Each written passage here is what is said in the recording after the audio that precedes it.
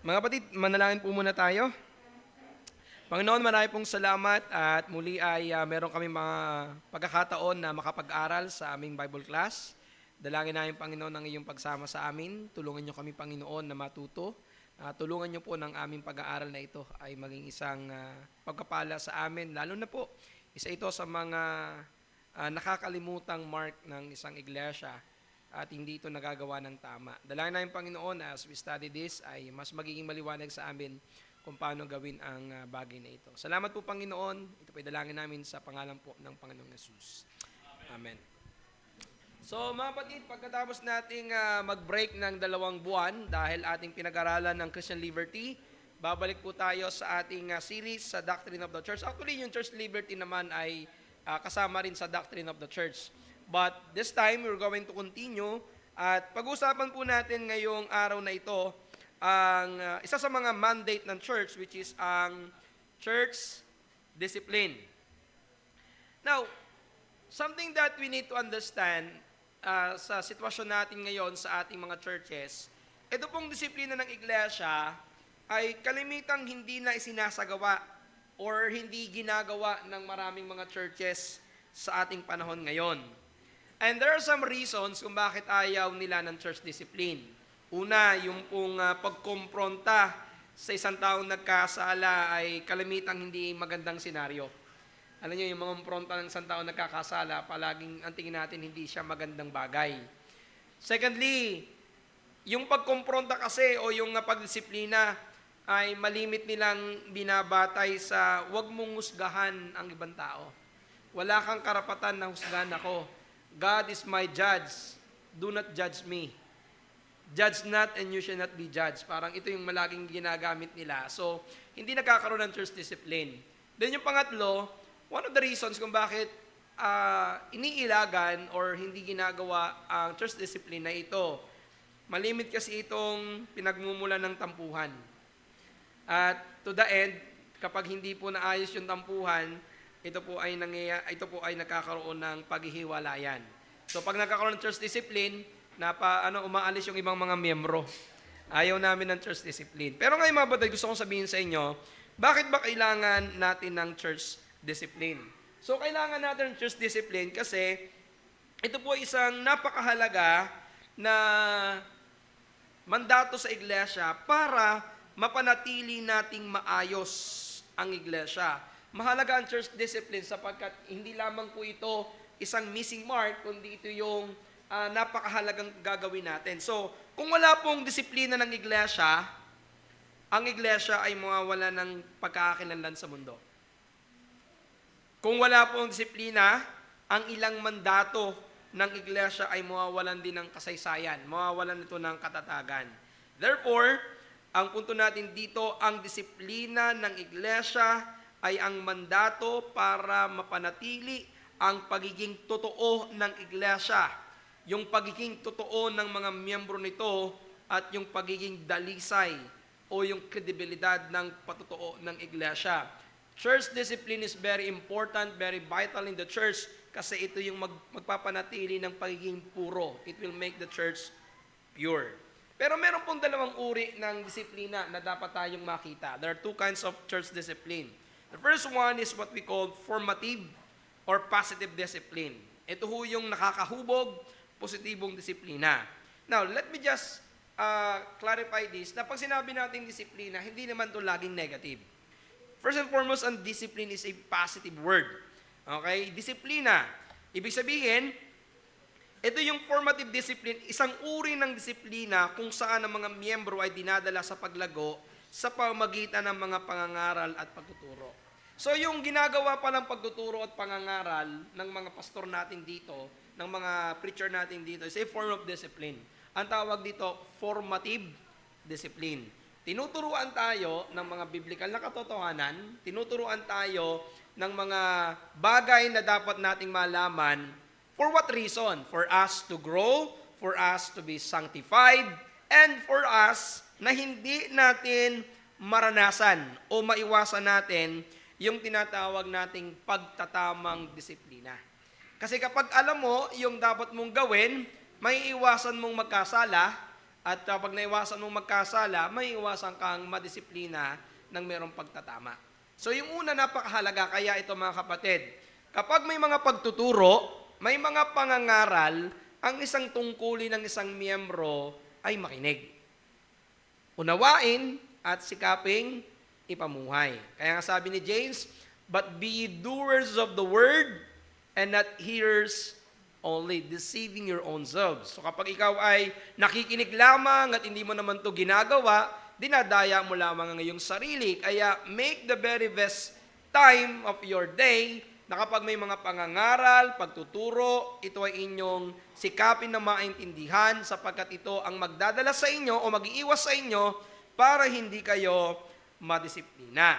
Now, ano yung ikalawang uri ng disiplina? Yung pagtatama o yung pagpaparusang disiplina.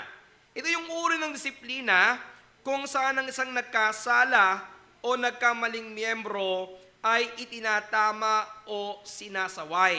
So, kailangan nyong maintindihan na ang isang miyembro ay maaaring makagawa ng kasalanan at sa kanyang paggawa ng kasalanan, kailangan siyang itama.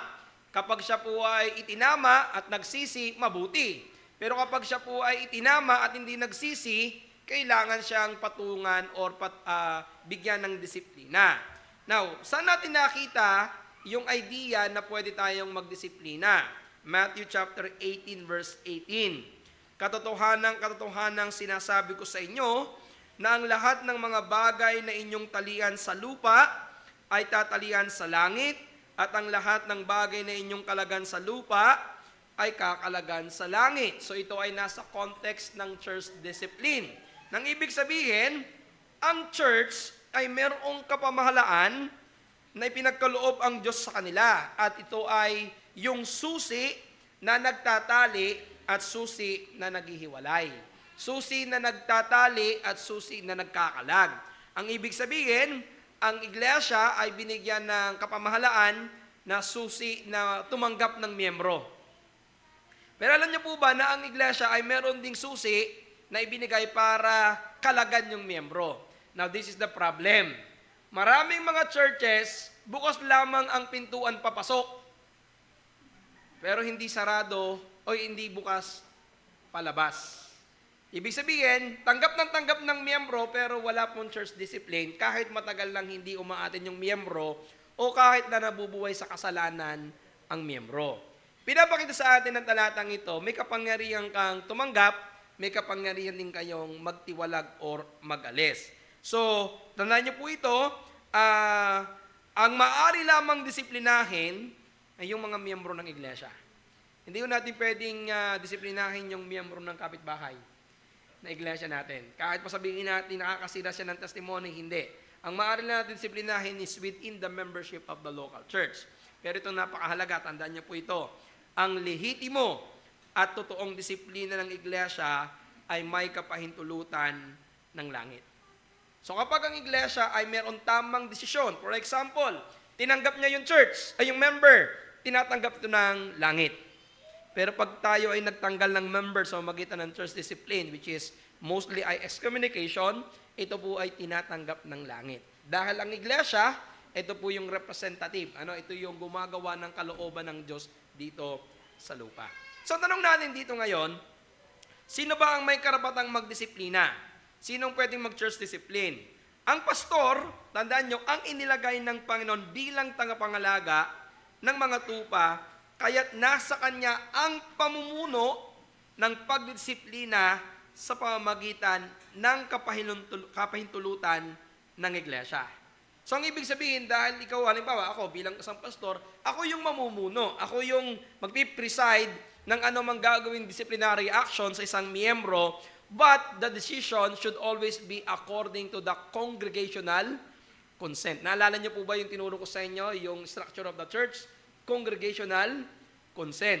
Hindi dapat ang isang tao pumapasok sa membership dahil kay pastor at hindi rin siya lalabas dahil kay pastor.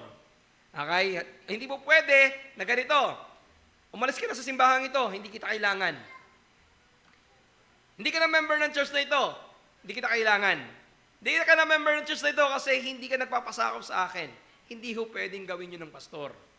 Okay? Dahil ito po, ang tumanggap sa kanila ay ang iglesia, kaya ang magkakasundo din na sila ay tanggalin ay ang iglesia. Pero pangungunahan ito ng pastor. Now, hindi po maaari na magkaroon ng personal na desisyon lamang ang pastor o yung tinatawag na pastoral tyranny or pastor discipline. Ito yung naging problema. I do not know if you know this, but in many churches, marami pong mga naaalis sa miyembro ng iglesia dahil lamang sa kagustuhan ng pastor. Umalis ka na sa simbahang ito. Yan. So meron po akong narinig dati, isang pastor, medyo hindi naman siguro niya alam na hindi ko sinasangayon ng kanyang sinabi, pero meron daw siyang isang miyembro na hindi niya na muna pina-attend sa church niya. Kasi hindi maganda ang testimony. Ang sabi niya, Brad, huwag ka na munang umattend sa church. Tsaka ka na lang umattend pag pinayagan na kita. Hindi ho ganun. Hindi ang pastor ang magbabawal, ang iglesia. Sapagkat hindi ibinigay sa isang tao ang susi, ito ay binigay sa loob ng iglesia. So may babala tayo sa ganyang uri ng pastor in 3 John chapter 1 verse 9 and 10. Ito po ay patungkol kay Diotrephes. Sabi niya, ako'y sumulot ng ilang bagay sa iglesia, sabi ni Juan, dadapwa si Diotrephes ay nag-ibig na magkaroon ng kataasan sa kanila, ay hindi kami tinanggap. Kaya't kung pumarihan ako, ay papalala ko ang mga gawang kanyang ginawa na nagsasalita ng masamang salita laban sa amin.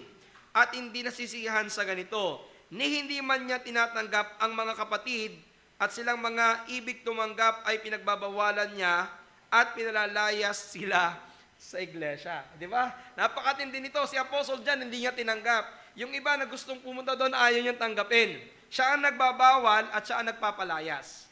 So ito yung tinatawag natin na pastoral discipline o pastoral tyranny, which is hindi po ito biblical.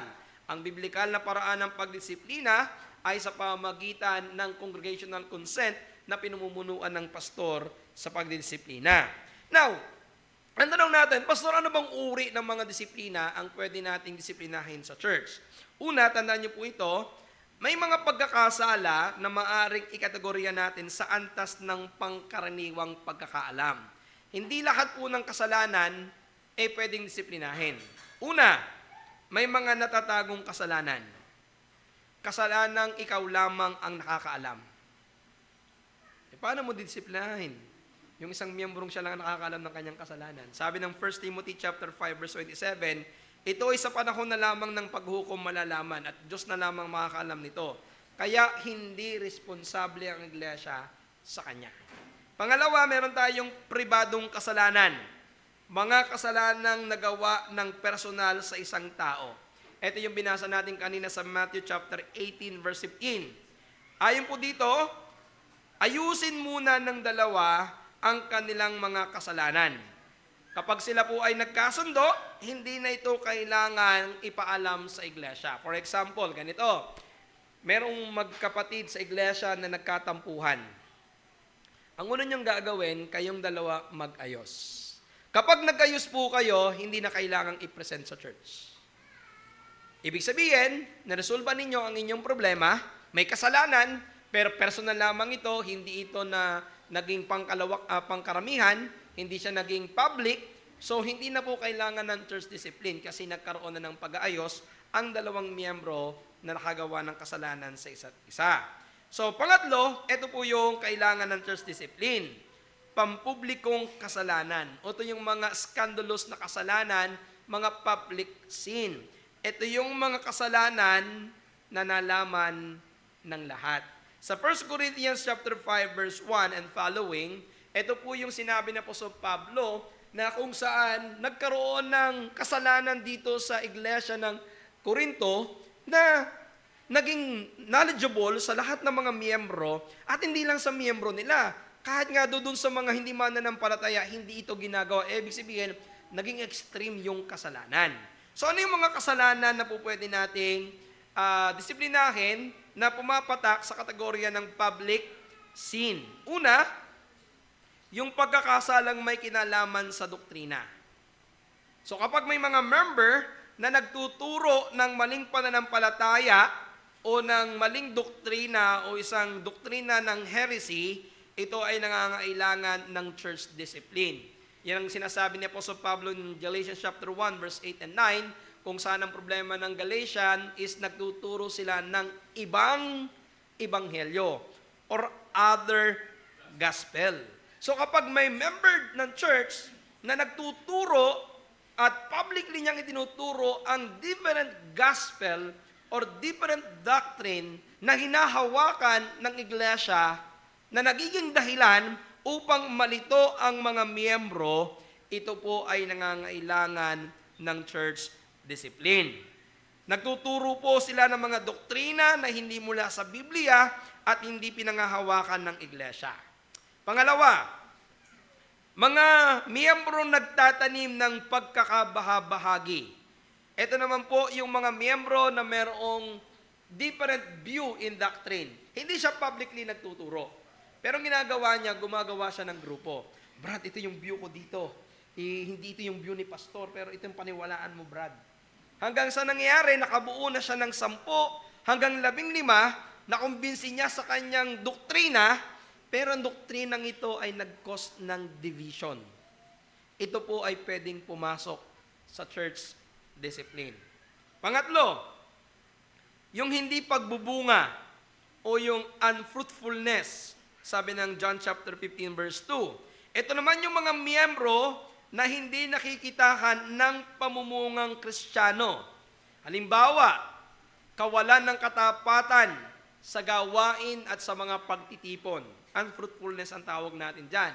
Ibig sabihin, yung mga hindi na umaattend, matagal nang hindi umaattend, wala silang communication, wala silang paalam, wala silang valid reason for not attending the church, ito po ay pwedeng maging issue ng church discipline. For example, unfruitfulness, wala kang nakikitang pagbabago sa kanyang buhay. Sa kabila na siya'y umaattend, pero pagdating niya sa testimony sa bahay niya, sa komunidad niya, wala kayong nakikitang pagbabago sa kanyang buhay, that is also unfruitfulness. Ibig sabihin, kung walang nakikitang magandang patutuo sa kanya, ito po ay pwedeng maging paraan ng church discipline. Secondly, ano pa yung mga pampublikong kasalanan? Pagkakasalang moral. Una, relasyon ng pamilya. Mga tatay, 1 Timothy chapter 5 verse 8. Ang hindi pagkatagpo ng pangailangan ng pamilya, espiritual o pisikal, ay maaaring maging basihan ng pagdidisiplina. For example, ano sinasabi ni Apostle Paul dito, ang isang ama na hindi itinataguyod ang kanyang pamilya is worse than infidel. Ang ibig sabihin, kung isang ama ay naging pabaya sa kanyang pamilya, pwede po itong maging cause of church discipline. Anong ibig sabihin niyan? Yung ama ay katuga lamang sa bahay. Kain, tulog, gala. Okay? Kristiyano pero hindi nagpo-provide sa pangangailangan ng kanyang pamilya. Kristiyanong ama pero hindi inaakay ang kanyang pamilya sa pananampalataya. So kung ito'y continuously ginagawa niya at nakakasira ito ng patotoo sa loob ng iglesia, ito po ay pwedeng maging subject for discipline. Testimony. 2 Thessalonians 3:10 and following, ito yung mga ugali na nakakasira sa patotoo ay maaaring maging basihan ng pagdidisiplina. So kapag may mga members, again, ibig sabihin pala, may mga members tayo nakikita na hindi maganda ang kanyang testimony, nakakasira siya ng patotoo ng iglesia, ng pangalan ng C4, ito po pwedeng maging subject ng disciplinary action. Ngayon, ang tanong, sino po makakapagsabi niyan? Siyempre yung nakakakita. Kailangan merong 2 o 3 ng mga testigo na pwedeng magpatotoo na ang kanyang testimonya ay hindi maganda. For example, mag-asawa, parehas na miyembro, pero kung mag-away, parang hindi Kristiyano, nag-uumbagan, nagmumurahan. Diba? Merong mga ganyan, banal pag-araw ng linggo, pero pag nasa bahay na nila, parang hindi Kristiyano. At natitisod yung kapitbahay. At natitisod yung mga kasama. Pwede pong maging subject for disciplinary action yan. Meron kami dating ganyan, mga aktibong miyembro ng iglesia, yung lalaki pumupunta sa amin, dugo ang ulo. Nagsusumbong sa amin, hindi pinapapasok ng asawa sa loob ng bahay. Kristiyano daw sila. Now, kung yon, ako ang pastor noon, it will be subject for church disciplinary action. Kasi hindi po pwede na ikaw ay isang Kristiyano na hindi maganda ang patotoo. Baka mamaya may nakaka-relate na dito, hindi nagbubukas ng pintuan kapag kaaway si mister. At sa kapitbahay, yun ang ingatan nyo, baka mga kapitbahay yon pag hindi nyo binuksan. So yung relasyong Kristiyano, pangatlo, ang mga hindi pagkakasundo ng personal ng mga mananampalataya na hindi naayos ay maaaring maging issue sa iglesia. Ito yung mamaya, babanggitin ko ulit sa Matthew 18, na hindi na settle yung problema ng dalawang nag-away sa loob ng iglesia to the point na ito ay dinala sa loob ng iglesia. So pwedeng yung personal na pag-aaway lamang ninyo maging topic for church discipline. Ikatlo, ito po yung tinatawag nating mga iskandalosong pagkakasala. Mga kasalanang hayagang naging katitisuran sa iglesia o maging sa mga hindi mananampalataya. Ang mga kasalanang ginawa na naging katitisuran maging sa mga mata ng mga hindi mananampalataya ay tumatawag para sa dagliang aksyon mula sa iglesia. So ano po ba yung mga dapat nating tingnan ng mga iskandalosong kasalanan? Una, hindi tamang relasyon. Again, yung context ng 1 Corinthians chapter 5, ano po yung context dito? Immorality. Pangangalunya, fornication, incest, relasyong homoseksual, child abuse, at relasyon sa hindi mananampalataya. Mga kabataan, ito ay subject for church discipline kapag kayo ay nakipagrelasyon sa hindi mananampalataya. Sapagkat maliwanag ang sinasabi ng Biblia na ito ay hindi tamang pakikipagrelasyon. Alam nyo, minsan, makikita ninyo yung iglesia ni Cristo very strict, di ba? Strict na pailalim. Anong ibig sabihin? Alam nila na hindi sila pwedeng mag-asawa ng hindi iglesia ni Cristo. Actually, ang Muslim ganun din naman. Ang Katoliko ganun din naman. Alam niyo ba sa Katoliko, hindi ka pwedeng ikasal pag hindi ka rin Katoliko. Pero tayo mga Kristiyano, naggaganong-ganunan din, pero hindi din totoo. Bakit? Marami, walang church discipline. Kaya anong ginagawa? Pinapayagan, tapos mawawala, tatanggapin. Alam niyo, dapat ang iglesia maging firm na hindi dapat magkaroon ng relasyon ang isang hindi mananampalataya, ang isang mananampalataya sa hindi mananampalataya. Sa amin pong iglesia, very strict kami dito. Na we do not allow our young people, children of God, to be in love with the children of the devil. Anak ka ng Diyos, iibig ka sa anak ng demonyo. Isipin mo yon. Kahit gaano kaganda yon, anak ng demonyo yon. Anak ka ng Diyos. Hindi ka dapat umibig sa anak ng demonyo. Pangalawa, so una po, immorality, ang mga bagay na hindi tamang relasyon, hindi ito dapat tanggapin ng iglesia. Masakit, but it should be under the church disciplinary action. Pangalawa, criminal cases, mga gumawa ng krimen.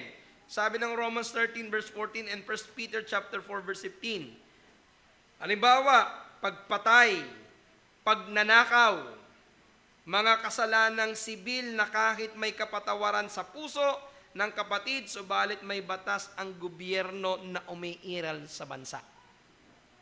Halimbawa, nakapatay yung isang miyembro. Definitely, of course, sabihin natin may paghingi ng tawad. Pero dapat merong under disciplinary action na ginagawa ang church sa kanya. Pangatlo, panlilin lang sa pananalapi. Ito yung nangyari kay Ananias sa Sapphira. Napakatindi nga pong ginawa kay Ananias sa Sapphira, no? Nagsinungaling lamang sila, pinatay sila ng Espiritu ng Diyos. So kasama po dito yung mga pandaraya, okay, yung mga bagay na may kinalaman sa salapi, estafa, yan. Ito yung mga kasalanan na naging publicly known at dahil ito ay kasalanang nalaman ng karamihan, ito ay magdadala ng disciplinary action. Pero ang tanong, Pastor, anong uri ng disiplina ang pwedeng gawin sa kanila? May iba't ibang uri po tayo ng disiplina. Una, pagsasaayos sa magitan ng pagdinig. Ito na po yung Matthew 18, verse 15 and following. May tatlong procedure na binanggit yung kanina and ulitin ko po sa inyo. Kapag mayroong problema sa pagitan ng dalawa, pag-usapan muna ito sa pagitan ng mga natisod at nakatisod. Kayo munang dalawa, pribado hanggat maaari. Huwag niyo munang sabihin sa ibang tao na ako ay natisod kay ganito o kay ganyan. Ikaw mismo ang lumapit sa kanya o siya mismo ay lapitan mo at sabihin mo, Brad, parang hindi maganda ang sinabi mo sa akin, nagdamdam ako sa iyo, natisod ako sa iyo, na-offend ako sa iyo, so kailangan niya munang ayusin ang inyong problema. Kapag nagawa po ninyo ito, hindi na ito kailangan ng church disciplinary action. Pagdinig sa magitan ng tagapamagitan, maaring pastor o sino mang matalinong tagapamagitan, kailangan nyo ng mediator para ayusin ang inyong problema. Now, kailan papasok ang problema ng dalawang miyembro na nag-away sa church discipline? Kapag hindi na-settle with the mediator. Kapag naging matigas yung isa sa pakipagkasundo, doon po ito dadalhin sa loob ng iglesia. So, ang ibig sabihin, ang unang gagawin ng iglesia, kakausapin muna siya. Papaliwanagan sa kanyang kasalanan. It will take time, minsan weeks, months, bibigyan siya ng taning kung paano siya mag-aayos. Now, kapag hindi nakinig ang miyembrong ito, ang iglesia ay kailangang magpataw ng church disciplinary action sa kanya. Later on, sabihin ko sa inyo kung anong uri ng disiplina ang pwedeng ipataw sa kanya. So, ang lahat ng hakbang, tandaan nyo, ay upang ayusin ang hindi pagkakasando maliban doon sa mga hindi nagsisisi. So, ang goal natin, again, for pakikipag-usap sa kanila is para restoration. Maibalik sila sa loob ng iglesia. Pangalawa, public na pananaway. 1 Timothy chapter 5 verse 20. Sila na mga nagkakasala ay palalahanan mo sa harap ng lahat upang ang iba'y mga takot. Now ito, nami-misinterpret ito minsan ng mga pastor. Na kapag ang pastor ay may problema sa miyembro o may kaaway na miyembro, ginagamit ang pulpito para ipahaya ang miyembro na nakikinig sa kanya. Nagdadrop pa ng name. Hindi ko ganun to. Ginagawa lamang ang pampublikong pananaway o yung public na pananaway kapag ang miyembro na ito sa kabila na siya ay sinasabihan at pinapalahanan sa mga pribadong pakikipag-usap ay hindi nakikinig. Therefore, ang pastor ay nagsasalita bilang kinatawan ng iglesia upang palalahanan ang isang nagkasalang miyembro. Kailan ito ginagawa? Ginagawa ito sa pangkalahatang pagtitipon upang bigyang diin ang nakatisod at upang bigyang babala ang miyembro. So meron po kaming ginawang ganito sa aming pong iglesia. Meron kaming nagkaroon kami ng pampublikong pag-uwika sa kanila dahil sila ay hindi sumunod. Binanggit namin yung pangalan, yung dalawang pangalan ng mga miyembro, pinaalala ko sa mga miyembro na hindi tama ang kanilang ginawa, hindi tama ang kanilang naging relasyon, at ito po ay inihingi nila ng tawad. So, isang way na ginawa namin sa kanila noon is public rebuke. So, pwede pong gawin ito ng iglesia. Hindi para ipahiya sila, kundi para turuan sila at balaan sila sa kanilang kasalanan. Kasi sinabihan mo na ng pribado, pero ayaw makinig. Kaya nagkaroon ng public rebuke. Pangatlo, paglilimita sa ministeryo. Sa 2 Thessalonians 3:14 and following. Ang pagkakasala ay seryoso, kaya't nangangailangan ng seryosong pagdisiplina. Isang paraan ay sa magitan ng paglilimita sa isang partisipasyon ng isang miyembro. Halimbawa, meron kayong miyembro na nagkasala, at ang kanyang pagkakasala ay naging knowledgeable, lalo na kapag siya ay mayroong ministeryo na ginagampanan, may mga pwede kayong gawin sa kanya para ma-realize niya ang kanyang pagkakasala ay hindi Simple lamang. Una, meron pong pagkansila ng ilang pribilehiyo bilang miyembro. Yung pagkakaroon ng pribilehiyo na bumoto, yung sumama sa banal na hapunan, o kaya naman ay mag-handle ng ministry. Lalo na kapag siya ay mayroong public ministry. So kapag nakagawa ng kasalanan, ilalagay sa under disciplinary action, pwede niyong i-withdraw ang ilan sa kanilang mga privileges bilang miyembro. Pwede rin po na pagtanggal ng pagkamiyembro sa ilang panahon, subalit itinuturing pa rin na Kristiyano. Ibig sabihin, ito yung isang tao na hindi sila na-excommunicate, pero dahil hindi niya na nagagampanan ng kanyang tungkulin, ang tawag namin dito is termination of membership. Tinerminate mo lang, inalis mo lang ang kanyang pangalan sa iglesia, kasi wala naman, may mga pagkakataon usually ginagawa ito doon sa mga hindi na uma-attend ng church. Na hindi mo na alam kung siya ba ay nabubuhay sa kasalanan o hindi. Pwede niyo pong tanggalin ang kanilang pangalan sa listahan ng aklat ng buhay. Hindi. Listahan lamang ng members ng C4 because they are no longer doing their duty as member of the church. Tawag po dito, termination of membership. Hindi muna sila nakikita, hindi na sila nagpaparamdam, hindi nila ginagampanan ng kanilang tungkulin, wala na kayong balita sa kanila, ito po ay pwede niyong gawin bilang isang iglesia. So ang iglesia ay maaring maglimita, subalit patuloy ang pagpapaalaala at pananalangin sa kanila. So yung mga miyembro na nasa ganitong uri ng disciplinary action ay mananampalataya pa rin ang tingin natin sa kanila. That's why we can still pray for them. Now, yung pinaka mabigat na disciplinary action na pwedeng gawin ng iglesia ay ito. Excommunication. O yung pagtitiwalag. Pag sinabi nating excommunication, ito yung disiplina na aalisin mo na ang lahat ng pakikisamang Kristiyano sa Kanya. Wala nang hindi mo na sila ituturing na mga Kristiyano. Ito yung mga disiplina na ipinapataw sa isang tao na nagtatwa ng pananampalataya at hindi nagpakita ng pagsisisi. So ang pinaka common denominator para ikaw ay ang isang tao may excommunicate ay ito.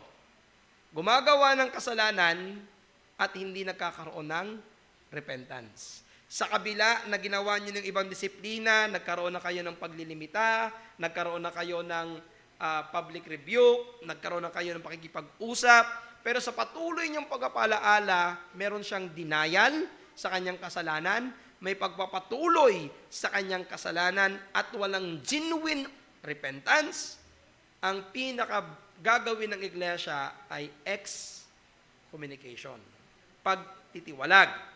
Ang ibig sabihin po nito, ang isang miyembrong ito ay aalisin na sa membership at hindi na siya kikilalanin bilang mananampalataya. At hindi na rin siya isasama sa panalangin ng iglesia. This is the last disciplinary action na kaya at dapat gawin ng isang miyembro o ng isang iglesia sa kanyang miyembro. Sa ating pong text, sa 1 Corinthians chapter 5, mababasa niyo po ang mga salitang ito. Sabi po dito ay, ibigay kay Satanas. Ang ibig sabihin niyan, ipilagay sila bilang bahagi ni Satanas na labas sa iglesia. Ang ibig sabihin po niyan, kapag siya ay tiniwalag, hindi niyo tatawaging brother or sister. Dahil hindi mo na siya ituturing na mananampalataya. Sa ikawawasak ng laman, ang ibig sabihin niyan, maaring pansamantalang pisikal na pagpapalo. Sa oras ng kanyang disciplinary action, maaring siya ay parusahan ng Diyos. Pangatlo, upang ang Espiritu ay maligtas. Ito pong tatandaan nyo, ang intensyon ng disiplina ay para sa ikabubuti ng dinidisiplina. Ganito po, kapag tayo ay nagkaroon ng excommunication, merong dalawang bagay tayong titingnan. Una, mapatunayan natin na ang taong ito na ating in-excommunicate ay hindi tunay na mananampalataya. Pangalawa, by means of excommunication, ma-realize niya ang kanyang pagkakasala at bumalik sa iglesia. The goal of excommunication or discipline, again, always remember this, is for restoration, for the person to see yung kanyang kasalanan. Kung walang disiplina, hindi mararamdaman ng isang tao ang bigat ng kanyang kasalanan. So, kailangan nating magpataw ng disiplina. At ang sabi po dito sa Matthew 18, yung binanggit ko sa inyo kanina, siya ituturing na infidel, ituturing siyang maniningil ng buwis. Ang sabi po dito, hindi na sila pwedeng samahan. Ang pag-alis sa lahat ng matamis na pakikisama sa Kanya. So kapag ang isang tao ay nas-communicate, there will be no more fellowship with them. Hindi ibig sabihin, hindi niyo siya pwedeng kausapin. Pwede naman, tao pa rin naman yon. Pero hindi niyo siya dapat ituring na mananampalataya. Hindi niyo siya pwedeng imbitahan o huwag niyo na silang imbitahan sa mga fellowship ng church. Kung magkakasama kayo, okay, kausapin mo bilang tao, pero yung lagi mong iimbitahan sa mga fellowship ng church o fellowship kayong dalawa, hindi na po. Hayaan yung maramdaman nila ang bigat ng kanilang kasalanan. Pastor, umattend ulit. Pagsasaduhan ba namin ng pinto? Hindi. Pagbubuksan nyo. Kasi kailangan niya pa rin ang Ebanghelyo. Pero ibig sabihin, kung paano ka nakikituring sa kapwa mananampalataya na magaan ang iyong pakiramdam, hindi na gano'n ang gagawin mo kapag ang isang miyembro ay na-excommunicate. Pwede mo siyang kausapin, pwede mo siyang ituring bilang isang kaibigan, pero hindi na bilang isang kapatid. So ang pagtitiwalag o communication ay ang pangkabuang pag-alis ng pakikisamang Kristiyano sa isang nahusgahang tumalikod na sa pananampalataya o naging apostate o sa isang taong ayaw magsisi. Sabi po ni Jonathan Edwards sa kanyang aklat, ito ay nangangahulugang hindi na tinatanggap ng iglesia ng ang isang tao bilang Kristiyano. Hindi na siya maaaring ituring o tingnan bilang isang santo o kapwa mananamba sa Diyos. Bagkus, ituring siyang kaaway ng Diyos. Kung magkagayon, hayagang aalisin sa kanya ang pag-ibig, titigil sa pagkilala sa kanya bilang kapwa Kristiyano, kundi bilang hindi mananampalataya. Pinutulo rin sa kanya ang karangalan bilang kapatid at kapwa Kristiyano. Ang maging isang hayag na Kristiyano ay isang karangalan. Kaya't ang ma-excommunicate ay pagkawala ng karangalang ito. Kaya napakabigat po ang desisyon ng excommunication.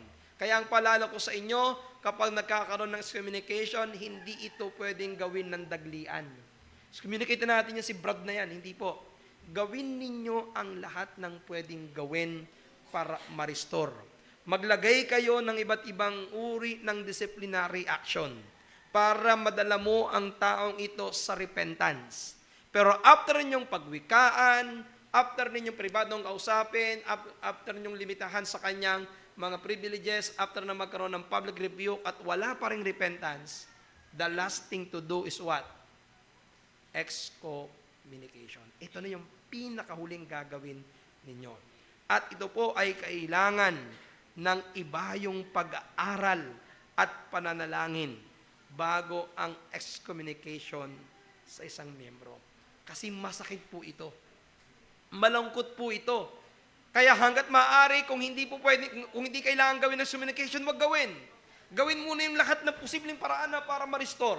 Pero kung wala na talaga, ito na yung pinaka-huli. Now, anong tanong natin dito? Ano yung mitiin? Bakit mo kailangan ng disiplina? 3 reasons. Una, testimony.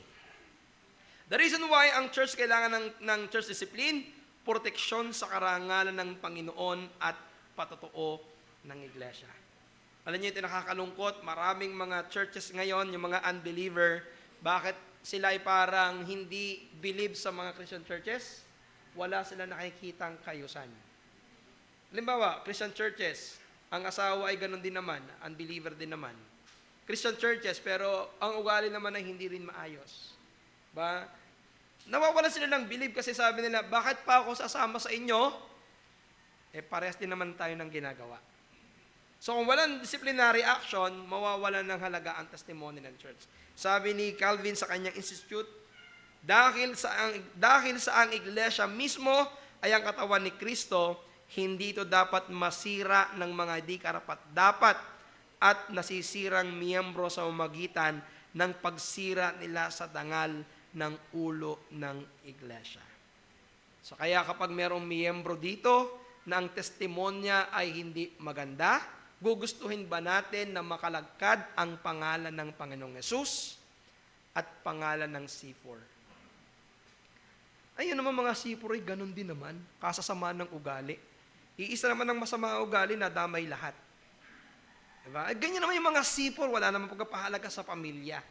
Ganyan naman mga C4, asawa din ng asawa ng nag-aasawa din ng asawa ng iba.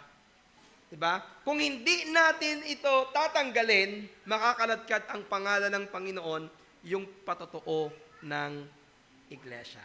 Now, kapag yan ay natiwalag natin, pwede nyo nang sabihin, dati naming miyembro, pero hindi na dahil hindi sila sumusunod sa Panginoon at sa iglesia. Malalagyan natin ng safeguard ang ating iglesia. Pangalawa, pagpapanatili. Paghadlang sa mapanirang impluwensya ng miyembro ng iglesia. So, ibig sabihin, bakit kailangan disciplinary action? Para mapanatili nating maayos ang ating iglesia. Diba? Katulad po ng isang basket na kamatis, kapag nasamahan ng isang bulok, pwedeng mabulok ang lahat. So, ano kailangan natin gawin dun sa bulok na kamatis? Kailangan nating tanggalin. Kung talagang wala nang kayang gawin para siya ayusin, kailangan tanggalin ang bulok na kamatis para hindi makahawa sa mga hindi bulok na kamatis. At pangatlo, pagpapanumbalik. Paggising sa kamalayan ng isang miyembro para sa pagtatama at pagpapanumbalik. Ang pagdidisiplina ay paraan upang panumbulikin ng isang miyembro. Sa pamamagitan nito, maaaring makita nila ang kanilang pagkakamali, mapahiya sila sa Diyos dahil sa kanilang ginagawa, at maramdaman ang patuloy na pagmamahal ng iglesia sa kanila. Subalit, maaaring dahil sa katigasan ng kanilang ulo o dahil sa kanilang pride, ay maging dahilan ang tuluyang pagkatanggal sa pagkamiyembro or excommunication. Kung sakaling dumating ang mga pagkakataong ito, maraming bagay ang maaaring mawala sa kanila, tulad ng makikisamang Kristiyano, karangalan bilang mga hayag na Kristiyano, o kaya ay makaranas ng kahiyan o pagpapalo ng Panginoon. Ibig sabihin mga kapatid, maraming mawawala sa isang miyembro kapag siya ay natiwalag sa loob ng iglesia. Kaya bilang hamon, gawin ang pagdisiplina ng may buong katapatan, buong pag-ibig o bilang pag-ibig sa kapatiran at pagkapanatili ng kayusan at kabanalan para sa kalwalatian ng Panginoon. The goal of church disciplinary action is to maintain the purity of the church for the glory of God. Hindi tayo nagdidisiplina para for the sake of discipline lang. The goal is to maintain the purity, the sanctity of the body of Christ for God's glory. Any question or any comment po? Sige po. Yun pong isang kapatid na na-excommunicate, halimbawa. Pag na-excommunicate, yung panalangin parang mapapahilig yung bili ko kanina. Hindi na siya ipapanalangin. Ano po yun? Hindi na ipapanalangin na siyempre. Hindi na ipapanalangin. Pagpalain niyo po siya. Wala na po. Pero yung panalangin po na magbago pa siya, parang panalangin para sa unbeliever, pwede pa rin ba? Yes po, pwede po siya yung panalangin na ibalik mo sila Panginoon. Ibalik mo sila sa pananampalataya, itong mga taong ito na aming natanggal. Pero yung panalangin natin na i-bless niyo po ang buhay niya, pagpalain niyo siya sa kanyang mga ginagawa, na panalangin mo sa mga kapatid sa Panginoon, hindi na po. Next question, Pastor. Yung for discipline sa isang local church, tapos ay umalis at tinanggap sa ibang local church. Kasi meron gano'n, ano po, umalis dito, tapos nagpunta sa ibang church, doon nagpa-miyembro, ang pwede po doon ay dismembership o habulin, ano po ba? Parang kausapin pa yung pastor doon na isa yung miyembro namin. Ano po yung tamang hakbang pag ganun? Una po, dapat ganito po, kapag merong, whether galing, for example na lang po, galing dito sa C4, tapos na disciplinary action dito, tapos umalis dito, at pumunta sa ibang simbahan, at doon niya gustong magpamiyembro. Dapat meron pong ethics yung simbahan.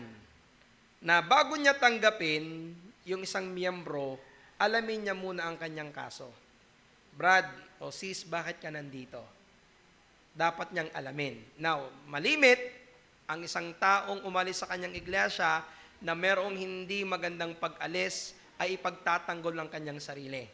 Kasi po si pastor ganito, si miyembro po ay ganito, kaya po kayo naghahanap ng ibang pastor at ng ibang kasama.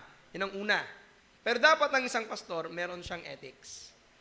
Kapag ito po ay under church disciplinary action sa kanyang iglesyang pinagmulan, dapat niyang tingnan o itanong ito doon sa simbahan o sa pastor. So tawag dito pastoral ethics. Alamin niyo muna ano yung case. Una, protection yun para sa kanyang iglesia.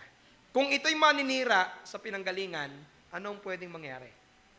Maninira din doon sa kanyang daratnan. So kailangan magkaroon ng communication. Ganun din pong gagawin ninyo. Kapag may bagong dating dito, tawagin po ninyo. Pangalawa, yung tanong ni pastor, anong gagawin po namin doon? Ayaw na po dito. Pwede po kayong gumawa ng sulat or ipatawag siya personal. Ikaw, kapatid, ay nasa ilalim pa ng disiplina ng iglesia. Ang gusto namin makita sa iyo ang pagsisisi at panunumbalik sa loob ng ating iglesia. Hindi nararapat na ikaw ay nasa ilalim ng disiplina ay humanap ka ng ibang iglesia. Dapat mong harapin ang iyong kasalanan sa iglesia at ikaw ay humingi ng tawad. Naging matigas, ayaw pastor makinig. Okay, padala nyo ng sulat, formal letter. At kung ayaw talaga, magmi-meeting ang church. Itong kapatid na ito ay umalis sa ating iglesia, nasa ilalim church disciplinary action, ginawan po natin ng pakikipag-usap, gumawa tayo ng formal letter, at ayaw niya pong magpamiyembro, umalis sa atin. So kung ang kasalanan niya ay mabigat, pwede pong mag-excommunication. Ibig sabihin, kung walang genuine repentance, which is yung sinasabi ng Biblia, pwede pong ang gawin niyo sa kanya ay excommunication. Again, hindi po ito ganun kadali. Kailangan niyong gawin ng lahat ng posibleng paraan para siya ay ma-restore. Kung talagang walang-wala na, excommunication will be the final verdict.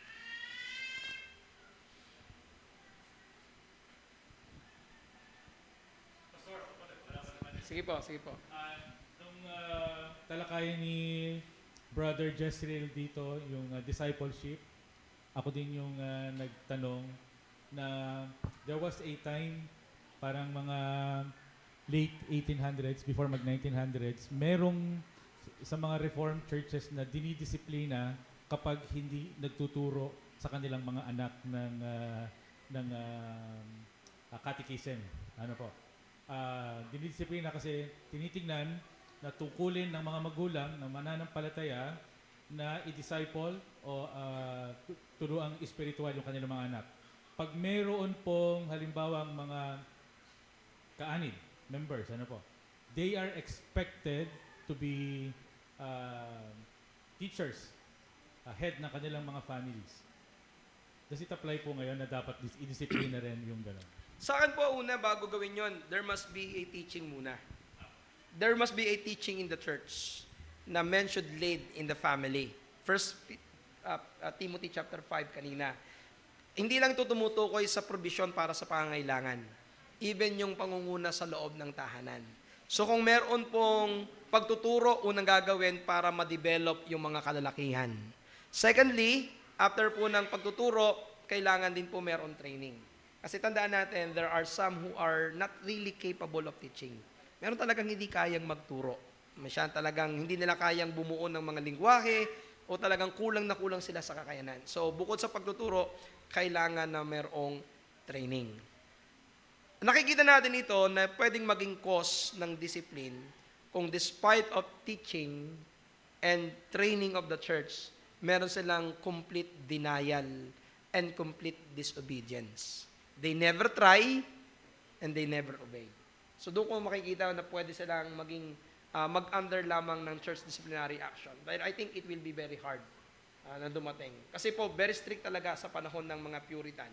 Na kapag walang, actually, family devotions. Yung pag hindi ka naglilid ng family devotions. Sa Puritan lang po kasi, nagkaroon ng resurgence yung pagtuturo sa loob ng pamilya. Kaya po sa amin sa church din namin, for many years, hindi practice sa amin yung family devotions. Pero ngayon po, we are trying to encourage every man to lead their own family in family devotions. Review yung preaching, Bible reading, and prayer. Kahit konti lang, ang mahalaga lang po, nagtuturo kayo sa inyong mga pamilya para sila ay lumago sa pananampalataya. Kasi pangunahing tungkulin ng Ama ang pangunahan ng kanyang pamilya. I do not know kung paano sinagot ni Jezreel yung sa kanya.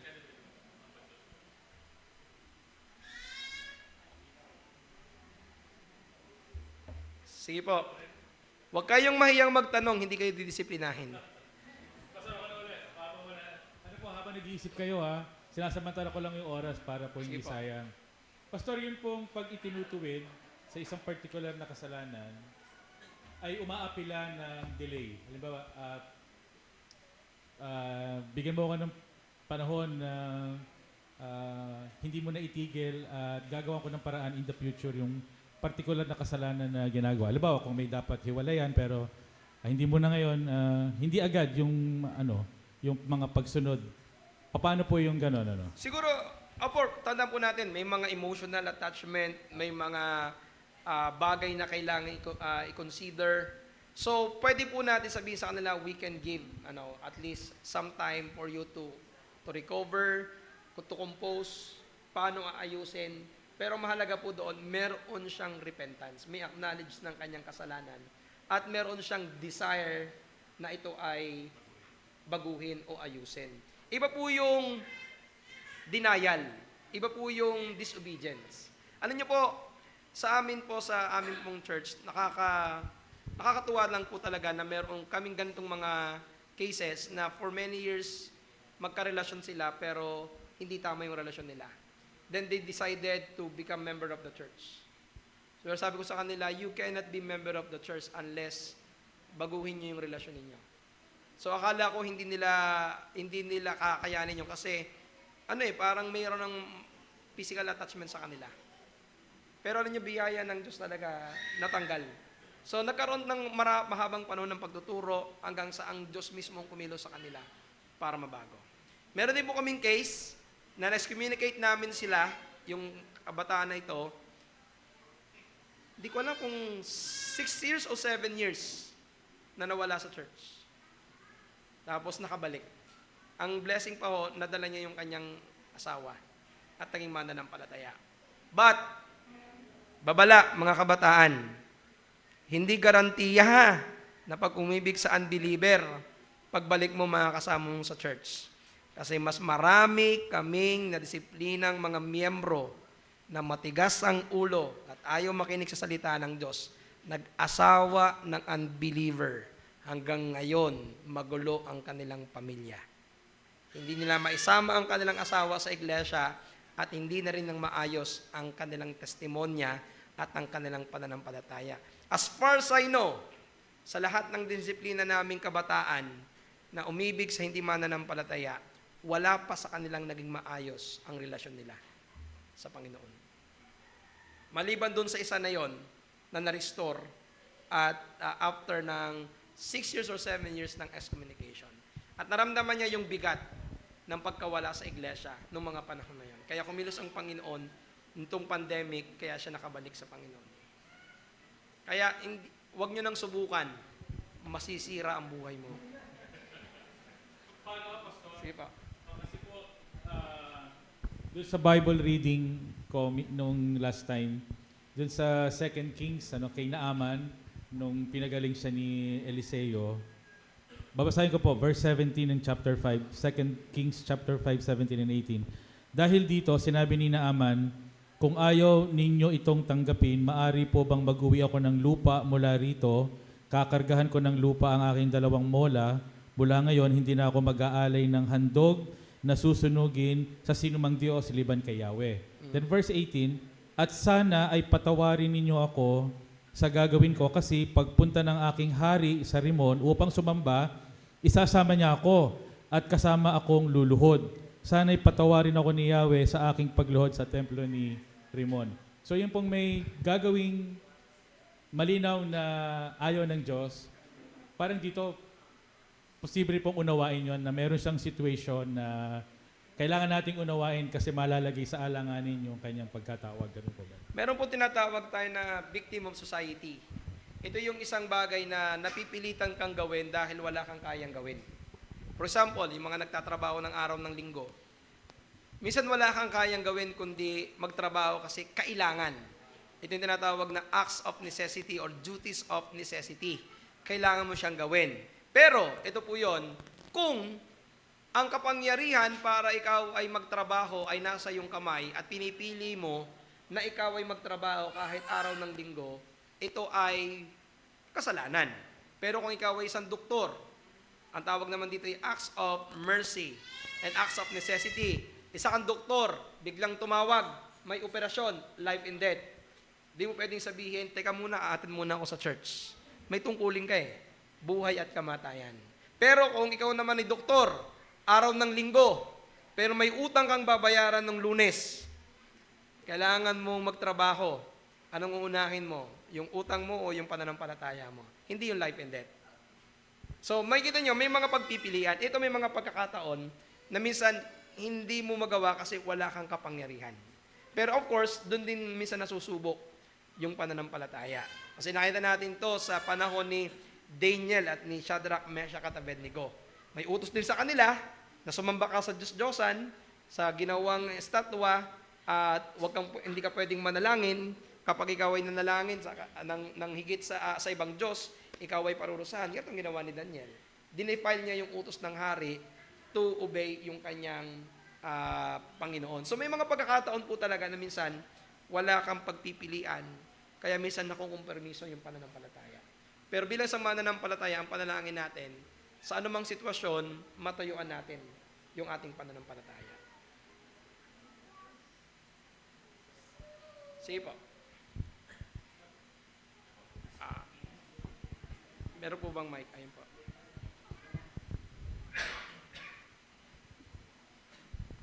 Una-muna po, kung may mga na-offend ako sa inyo, Yan.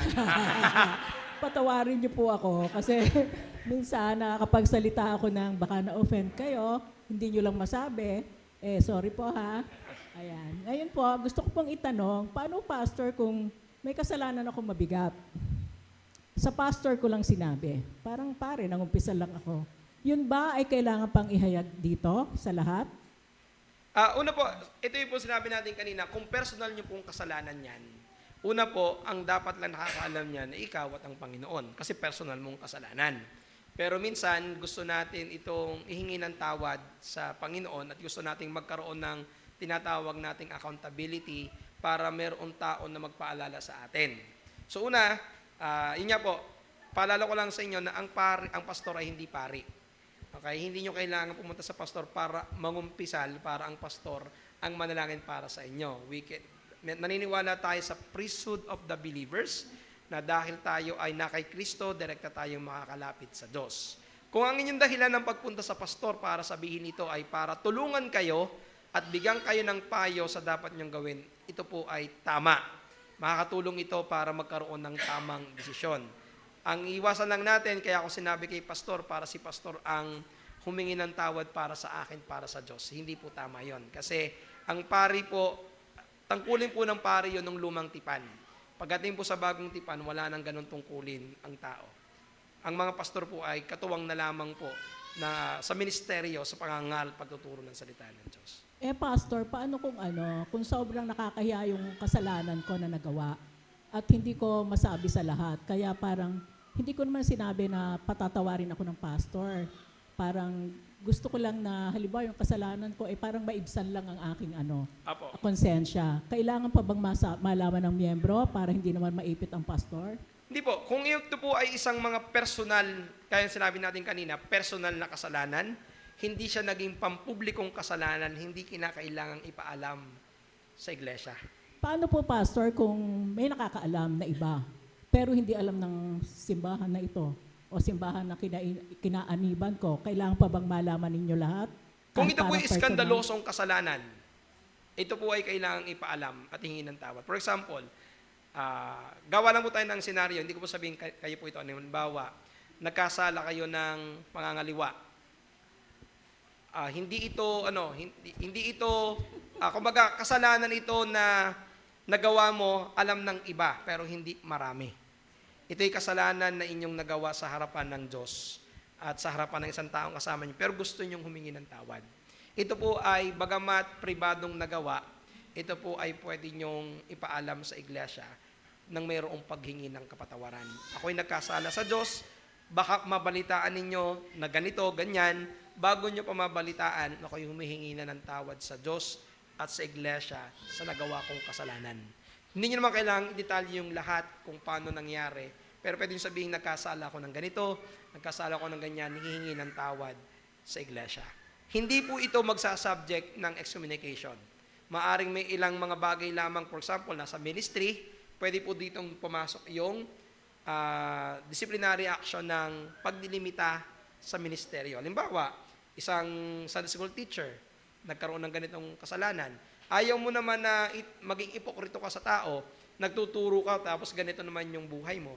So, pwede pong pumasok, pwede kayong disiplinahin ng iglesia, at kung meron namang repentant spirit, mas magiging madali ang pagtanggap sa iyong nagawang kasalanan. Salamat po.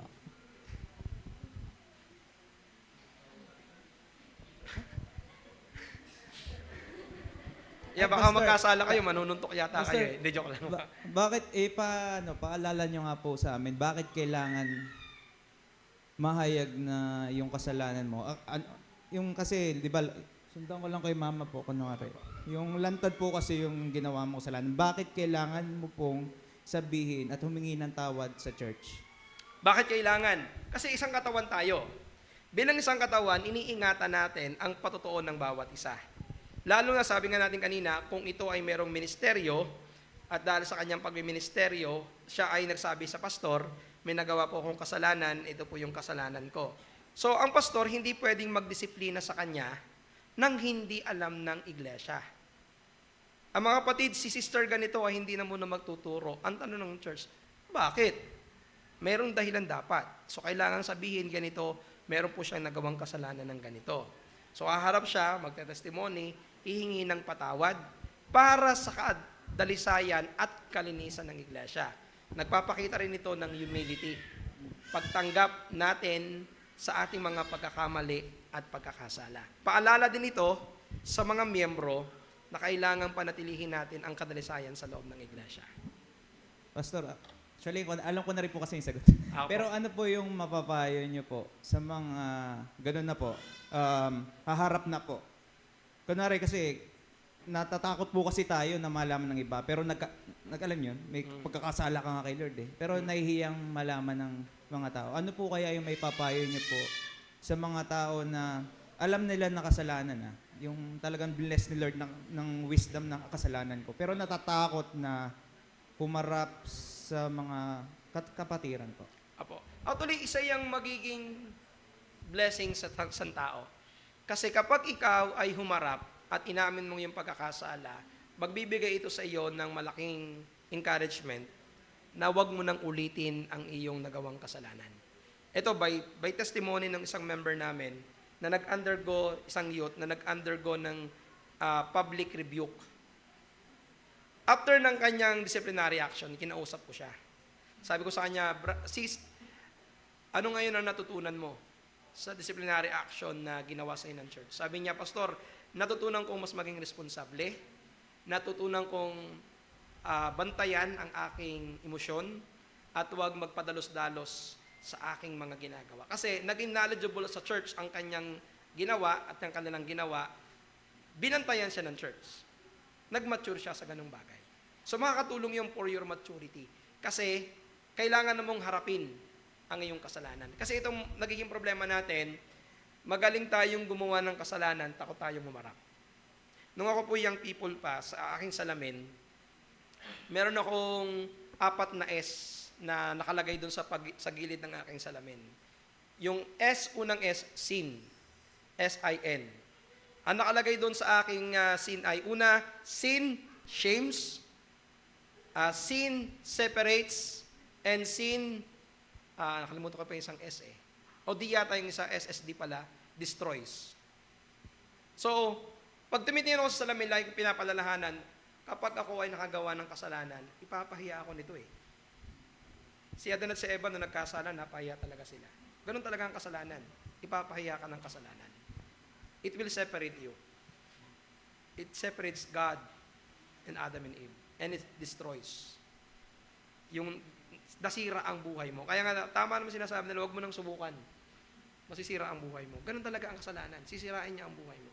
So yun ang lagi yung pinapaalala, sins, shames, sins separate, sins destroy.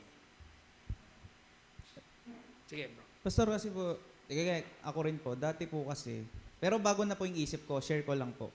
Kasi dati po, naisip ko kasi, nahingi ko ng tawad kay Lord, bakit ko pa, alam niyo yun? Pero nung siguro paglago ko kay Lord po, na tarang meron kang, sa church. Kasi dati parang, church-goer ka lang, parang Christian ka, tapos church-goer ka lang. Pero wala kang communication, wala kang puso sa kapwa mo mananampalataya.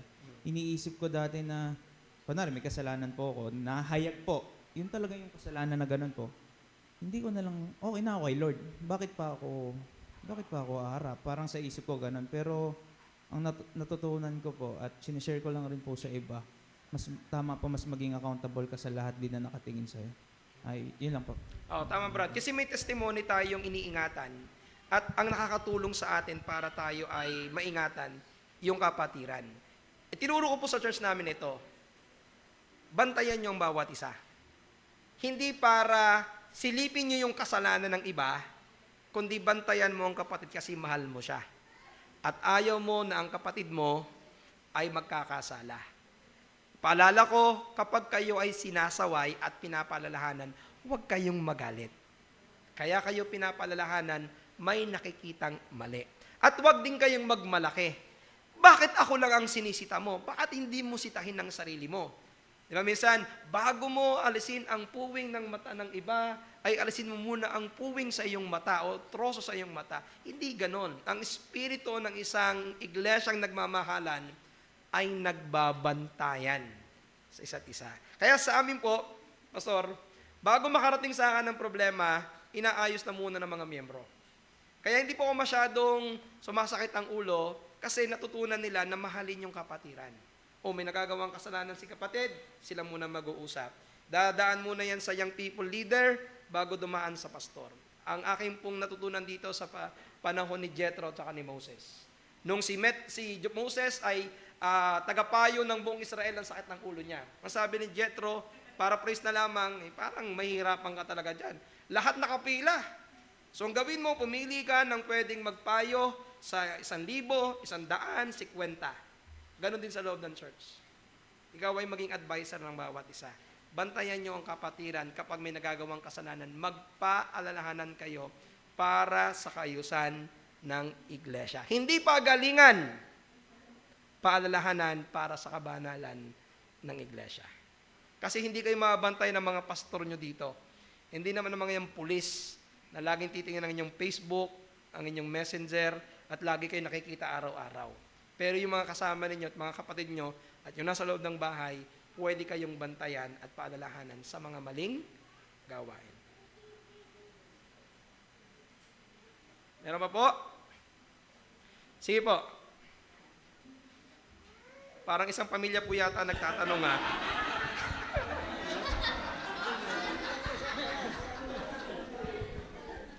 Sir, may ganito nangyari. May nag-away. Ngayon, kinausap siya ng church na magayos.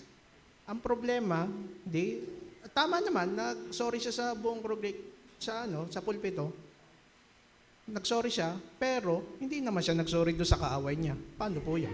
Ay, hindi po. Ang una po bago mag-sorry sa iglesia, makipagkasundo muna.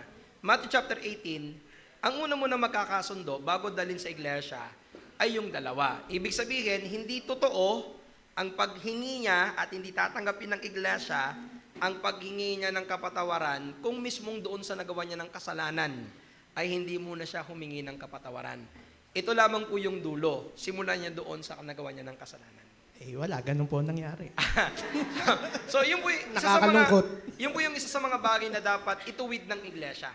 Na kailangan sumunod tayo sa pattern bago yung pangkalahatan, personal mo ng pag-aayos ng dalawang nagkasala.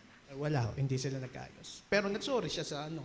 Pero hindi siya nagsorry doon sa kaaway niya. Yun ang dapat nang i-workout ng church. Ay, wala, ganun noon nangyari. Ha? Hindi inimbestigahan. So ito po, ituturo natin mga kapatid, ito yung mga kailangang matutunan ng iglesia. Tulong-tulong ang simbahan na ayusin yung problema sa pagitan ng mga miyembro. Huwag niyong ipapalagay na problema nila yon. Magkakasama sila. Hindi po. Tandaan ninyo, we are one body in Christ. Lahat ng problema ng isa, problema ng kalahatan. Kaya dapat may isay tayong kaisipan, hindi nagkaayos. Pastor, nagsorry sa church. Pwede naman kayo mag-suggest, nagsorry sa church. Hindi naman nakipagkasundo doon. Ano pa pwede natin gawin? Ipatawag uli sila, kausapin, hindi po pwedeng tanggapin ang sorry nang walang genuine na repentance. Ang genuine repentance will be makipag-ayos ka doon sa iyong kapatid. Now, sometimes it will take time, but again, ang sabi ng kasulatan, let not the sun go down upon your wrath. Mga talata, Ephesians, kung paano ka pinatawad ng Diyos, ganun ka rin magpatawad sa iyong mga sa iyong kapwa. So maraming mga talata. So conversation, pakikipag-usap. Huwag maging mabilis sa mga desisyon. Kailangan ay mayroong pananalangin at pagsasaayos. Sige po, brother. Pastor Marlon. Pastor, meron pong tawag dito, yung pagkakasala ng Diyos. Kasi may mga miyembro na nagkakasala talaga. So meron tayong hindi agad ang dulo ng paghingi ng kapatawaran ay sa kapulungan. Kasi meron po tayong set of leadership sa church. So kung yung pong pagkakasala ay nadil na ng mga leader, hindi nito kailangang malaman pa ng kongregasyon. Kung na-settle talaga yung issue ng kasalanan. So iniingatan po natin dito talaga yung bawa, na-restore na. Ako nagkasala, pagkatapos lumapit ako kay Kuya Leo, kaming dalawa, I confess my sin sa Lord at sa Kanya, nag-pray kami. Kasi di ba sabi ng Bible, confess your sin to one another. So natatapos yun doon. So hindi na siya kailangan malangan man pa ng kongregasyon. Kasi yun yung biblical na tamang gawin. Kung natapos na yung usapin sa mga elder at may nakitang paraan, ang huling paraan ng process ng disciplinary action, kung talagang hindi magawa ng paraan, ayaw sumunod doon sa mga leader, ang huli ang kongregasyon na makakaalam. At pag hindi pa rin sumunod sa kongregasyon, ang kauli-ulihan, yung excommunication. So yun yung pattern ng So may set of leadership.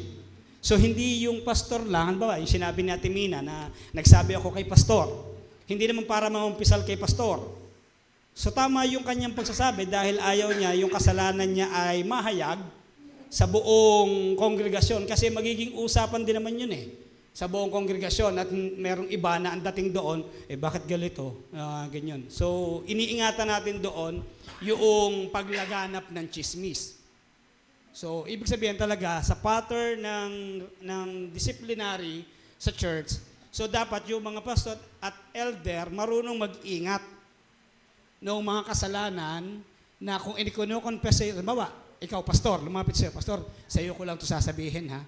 Dahil hindi naman talaga hayag ang kasalanan sa loob ng iglesia. Dapat, bilang ikay pastor, dapat marunong kang magsabi ng, sige, sa akin mo sinabi yan, pero hayaan mo na sa inyong dalawa lang, matapos na yung usapan, na ito ay iyong pinagsisisihan. And then, yung isa pa, yung genuine repentance. Paano natin yan titingnan sa discipline? Kasi merong mga alam siya nagkasala at humingi ng tawad, pero nagpapatuloy pa rin doon sa kasalanan. So yun yung mahirap na lagyan ng disiplina. ano yung hakbang? Gaano katagal mo bibigyan ng timetable Okay po. bago mo i-excommunicate? Okay. Comment ko, Pastor, yung sinabi nyo. Tama naman po yun, na may mga kasalanan na hindi mo naman kailangang sabihin sa iglesia kung ito'y pribadong nagawa. Ang papalala ko lang sa inyo, kung ito ay skandaloso at ito ay nagkaroon ng public knowledge, yun lamang yung kailangang ipaalam sa iglesia. Ngayon, sinasabi natin, ito, Pastor, paano yung malalaman yung genuine repentance? Yun po yung wisdom ng leadership at saka wisdom ng church. Para makita ninyo, may genuine repentance ba? Pinatawad nga natin, church, pero wala, balik-balik pa rin siya. So, pwedeng magkaroon ng another degree ng church disciplinary action or wag nyo munang alisin ng disciplinary action hanggat hindi nakikita yung humility niya, yung repentance niya sa kanyang nagawang kasalanan. Ngayon, Pastor, humingi ng tawad, nagtuloy-tuloy. Pwedeng umakyat sa mas mataas na level ng disciplinary action. At kung talagang dinadaya lang ang simbahan, pwede din dumating sa panahon ng excommunication. Kasi wala talagang genuine repentance. Sige bro. Hanggang anong oras po ba tayo? Hanggang alas 12? 10:30. O yan, may 10 minutes. Pastor, last na po to. Paano po kasi kung napapansin niyo po yung mundo po natin, medyo pababaw po na pababaw yung kasalanan. Paano po kung skandaloso po siya? No po, tingin po talaga skandaloso. Pero tingin po may pagkakasala, kasi nangyari po sa akin yun, no po. Kundi skandaloso po siya talaga. Pero sa isip mo, hindi pa skandaloso yun kasi sa iba nga eh. Paano po yun? Paano yung... Okay, Paano that's a good question actually. Ito nangyayari ngayon. Ang tingin ng kasalanan, ng mundo sa kasalanan ngayon, mababaw na lang. Tulad dito, isang araw lang, kahapon lang yata. Meron akong kausap na ganito. Kamag-anak ko, binibiro ako, "Baya Pastor, magnininong ka." "Bakit?" Sabi niya si ganito, nakabuntis. 2.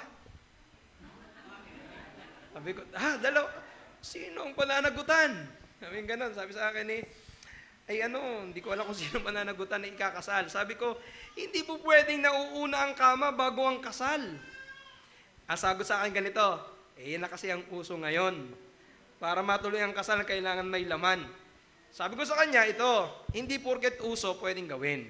So my point is this, hindi dahil ang tingin ng mundo ay hindi na skandaloso, tatanggapin ng Kristiyano. Tandaan nyo, ang ating otoridad ay ang salita ng Diyos. Ang moralidad ng salita ng Diyos ay hindi na mabago ng panahon. Ang sinabi ng Diyos na kasalanan ay dapat nating ituring na kasalanan. Kung ito ay mababaw sa paningin ng mundo, ito ay dapat nating tingnan sa pananaw ng salita ng Diyos. Lalo nga ngayon, di ba, katulad ngayon nga, yung hindi tamang relasyon, yung pagkakaroon muna, hindi na naman kayo mga bata, pagkakaroon muna ng relasyong sexual bago ang kasal. Tanggap na to ng mundo. Nung unang panahon, kapag ikaw ay lumalakad ng buntis na hindi kasal, kahiya-hiya ka. Ngayon, kahit matagal na kayong nagsasama, marami na kayong anak, hindi pa kayo kasal, wala na. Sa harapan ng Diyos, dapat ba tayong bumigay dahil ito yung takbo ng mundo? Hindi. Ipangaral sa loob ng iglesia na kasalanan ng sexual na relasyon bago ang kasal. Kailangan tayuan. Pagtatawanan ka ng mundo kasi hindi na to yung uso. Pero kahit tumawa ang mundo, mananatili tayo sa katotohanan ng salita ng Diyos. Okay naman kayo. Hindi na to 21st century na tayo. Hindi na to panahon ng Biblia. Ito'y panahon na ng mga modernong tao. Hindi mababago ang sinasabi ng salita ng Diyos. Heaven and earth will pass away, but the word of God will not. So kailangan manatili tayo sa katotohanan. And the church should be knowledgeable of that. Ang simbahan ay dapat matibay dyan. Kahit tanggap ito ng mundo, hindi tatanggapin ito ng Diyos sa kanyang salita. Yun ang kailangan tayuan ng simbahan. We should be dogmatic on the things that God said it is sin. Sige po. Siguro last question po ito kasi Sige po. Ako po kahit ng alas 12, okay lang naman po. Pastor, yung isa po sa ating pinaka-iiwasan Ay yung isang kasalanan o yung isang problema na hinaharap, ay sa pagre-resolve nun, ay manganak ng Apo. isa pang problema. Apo. Kadalasan po, nagkakaisa na dapat disiplinahin, check. At Pero nagkakaroon po ng problema kung yung disiplina ba ay akma lamang, kung ito ay sobra o malabis, masyadong malupit. Meron po kasi ako alam na ganong case na nagkaisa silang disiplinahin, pero nung maglapat ng disiplina, merong mga ang panig ay sobra naman yung kanilang ginawang disiplina. Hindi dapat ganon. At meron man sabi, tama lang yan. So nangyari na divide hanggang sa maraming kapatiran yung umalis doon sa particular na local church po. Na paano may iwasan po yung gano'n? Congregational consent. Una, kapag ang iglesia ay hati sa desisyon, ipagpaliban muna ang disiplinarong gagawin. Magkaroon muna ng pagtuturo ulit, magkaroon ng pakikipag-usap, dialogo sa mga miyembro, pakinggan ang panig ng isa, pakinggan yung panig ng isa, manalangin at magdesisyon kung ano yung magiging desisyon ng iglesia. So, ang ginagawa ko po usually, kapag merong ganyan church disciplinary action, ipapakita ko yung case, biblical verses na kanyang kasalanan, ano yung mga posibleng disiplina na pwedeng ipataw sa kanya. There was time na meron po akong ikinase study, tapos, nung nagsabi po ako sa church, merong ilang leaders na nag-comment. Sabi niya, Pastor, we think this kind of disciplinary action is not akma sa kanya. So, I studied. Inaral ko, and I came up na may point sila kung bakit hindi ko pwedeng idagdag yon. So, tinanggal namin yung disciplinary action na ito. Doon sa yung isang part na yon, ito ng isang ito ang aming ibinigay. Kasi nga, sabi nila, ito, yung nakita po namin. So, kailangan magbigay ng room, yung leadership, na hindi porket kami ang leader, kami lang masusunod. Kung meron pong komento na maaring bigyan ng konsiderasyon, makinig po sa mga kasamahang leader sa iglesia. Kung hindi pa fully yung understanding ng mga miyembro, manalangin pa. Hindi naman kinakailangang agaran agad ang maging desisyon. Kung ito po ay kinakailangan ng mas malalim para maiwasan natin yung division sa loob ng iglesia. Hindi pwedeng i-building, Pastor, ito yung gusto ko. Kung ayaw nyo, umalis kayo. Hindi pa pwedeng ganun. Kailangang ingatan yung pagkakasundo sa loob ng isang iglesia. So, Pastor, ang dulo po nun, dapat at least mataas na porsyento ang Apo. agree. Ano po? At depende po sa constitution o ano yung napagkasunduan po ninyo. Sa amin, ang amin pong constitution ay 85%. At least 85% ng miyembro ay sumasang-ayon sa desisyon ng iglesia. Kaya mahalaga po na mayroong defined membership.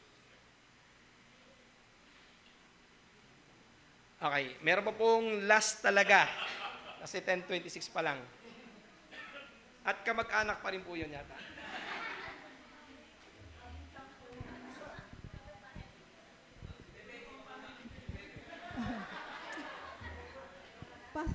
Pastor, could we conclude, pag excommunication na po,